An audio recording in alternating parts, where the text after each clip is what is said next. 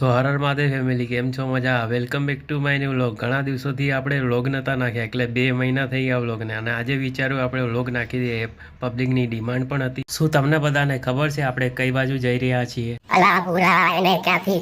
પણ તમે લાસ્ટ સુધી વ્લોગ જોશો ત્યાં સુધી તમને ખબર પડી જશે આપણે કઈ બાજુ જઈ રહ્યા છીએ હાલ તું કહેતો હોય તો હું કહી દઉં બધાને કે આપણે જઈ રહ્યા છીએ કુબરેશ્વર ધામ સિહોર પછી આપણે વિચાર્યું કે અહીંયાનો પહાડો બી સારા છે એક સિનેમેટિક વિડીયો પણ લઈ લઈએ